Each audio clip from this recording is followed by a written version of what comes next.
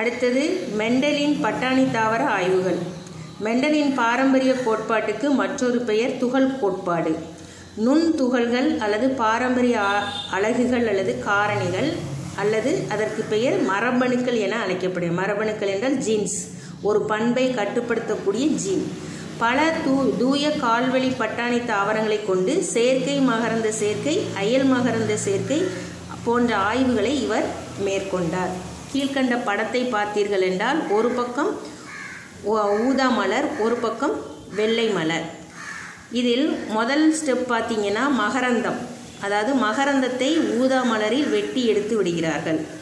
அடுத்தது வெள்ளை மலரின் மகரந்தத்தை ஊதா மலரின் சூலகத்திற்கு மாற்றுகிறார். இதில் உள்ள மகரந்தத்தை இங்கே உள்ள சூலகத்துக்கு மாற்றுகிறார்கள். இது இங்கே உள்ள மகரந்தம் இங்கே போனவனே இந்த பூவில் கருவுறுதல் நடைபெறுகிறது. கருவுறுதல் நடைபெற்று கருவுற்ற சூலகம் முதிர்ந்து கனியாக மாறுகிறது, பட்டாணியாக மாறுகிறது. கனியின் ஒவ்வொரு விதையும் முளைக்க தயாராக இருக்கிறது. அதை முளைக்க போட்டால் அனைத்து சந்ததிகளும் ஊதா நிறமாகவே கிடைக்கிறது. ஆனால் இதற்கு மகரந்தம் வெள்ளை மலரிலிருந்து கொடுக்கப்பட்டது. அப்போ முதல் மகவு சந்ததி எல்லாமே இந்த தாய் தாவரத்தை போன்றே நமக்கு கிடைக்கிறது. இதான் முதலில் அவர் செய்த ஆய்வு. மெண்டல் பட்டாணி தாவரத்தில் கண்டுபிடிக்கப்பட்ட 7 பண்புகள். இது 2 மார்க் கொஸ்டின்ல கேட்பாங்க. தாவர உயரம், நெட்டை குட்டை, கனி வடிவம், பெரிய வீங்கிய உப்பிய கனி, இறுக்கமுற்ற கனி, விதை வடிவம் உருண்டை, மற்றொன்று சுருங்கியது, விதை இலை வடிவம், நிறம் மஞ்சள், இன்னொன்று பச்சை, மலர் அமைவிடம் கோணத்தில் அமைதல், நுனியில் அமைதல், மலர் நிறம் ஊதா நிறம், வெள்ளை நிறம், கனி நிறம் பச்சை, ஆரஞ்சு, மஞ்சள். இது 7 பண்புகளையும் மெண்டல் ஆராய்ந்த, பட்டாணி செடியில் ஆராய்ந்த வித்தியாசங்கள். இதில் முதலில் பார்த்தோம் என்றால் பட்டாணி தாவரத்தில் மெண்டல் 7 பண்புகளுடைய 7 குரோமோசோம். முதலில் மலரின் நிறம், விதை நிறம், அடுத்தது கனி வடிவம், மலர் அமைவிடம், தாவர உயரம், கனி நிறம், விதை வடிவம். தூய கால்வெளி என்பது பெற்றோர் முதல் சந்ததிகள் வரை தொடர்ந்து தன்மகரந்த சேர்க்கை நடைபெற்று நிலையான பாரம்பரிய பண்புகளை கொண்ட தாவரத்துக்கு பெயர் தான் தூய கால்வெளி. 2 மார்க் கொஸ்டின்ல கேட்பாங்க. தூய கால்வெளி என்றால் என்ன என்று பார்த்தோம் என்றால் பெற்றோரோட முதல் சந்ததி எப்படி இருக்கும் என்றால் தன்மகரந்த சேர்க்கையில் ஈடுபடும். அப்படி ஈடுபட்டு நிலையான பாரம்பரிய பண்புகளை கொண்ட தாவரங்களை இது உருவாக்குகிறது. தூய கால்வெளி தாவரங்களில் நடைபெறும் கலப்புறுதல் பாரம்பரியத்தின் நிலையான பல தலைமுறைகளில் பிரதிபலிக்கக்கூடிய ஒரு குறிப்பிட்ட பெற்றோர் பண்புகளை கொண்ட சந்ததியை இது உருவாக்கும். இதில் தூய கால்வெளி அப்படின்னு என்றால் என்ன என்று பார்த்தோம் என்றால் ஏற்கனவே சொன்னேன், ஒத்த பண்பிணைவு. அதாவது ஒத்த பண்பிணைவு என்றால் நெட்டை தாவரம் என்றால் கேபிட்டல் டி இருக்கும், குட்டை தாவரம் என்றால் ஸ்மால் டி இருக்கும். இதுதான் தூய கால்வெளி. கலப்புயிரி என்றால் ஒரு கேபிட்டல் டீயும் ஒரு ஸ்மால் டீயும் இருக்கும். இதுதான் கலப்புயிரி.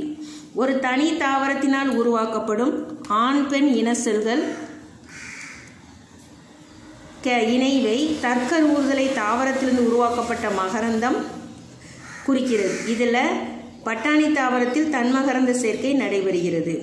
ஆராய்ச்சியாளர்கள் ஏன் சில தாவரங்களில் வெள்ளை மலர் உருவாகிறது, ஏன் சில தாவரங்களில் ஊதா நிற மலர் உருவாகிறது என்ற ஆராய்ச்சியில் ஈடுபட்டார்கள்.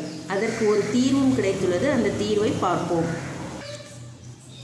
ஆராய்ச்சியாளர்கள் குழுவினால் தாவர மலர்களின் நிறத்திற்கு காரணமான மரபணு, ஏன் அந்த ஒரு தாவரத்தில் வெள்ளை மலரும் ஒரு தாவரத்தில் ஊதா மலரும் உருவாகிறது, அப்போ அதுக்கு ஏதோ ஒரு நிறமி காரணமாக இருக்கிறது என்று கண்டறிந்தார்கள். பட்டாணியில் இதன் மரபணு ஏ என்று அழைக்கப்படுகிறார்கள். அந்த நிறத்திற்கு காரணமான ஓங்கு நிலையில் உள்ள இந்த மரபணு படியெடுத்தல் காரணியாக செயல்பட்டு அது ஒரு புரதத்தை உற்பத்தி செய்து அது ஆந்தோசயனின் என்ற நிறமியை உருவாக்குகிறது. எனவேதான் பட்டாணி தாவர மலர்கள் ஊதா நிறத்தை பெறுகிறது.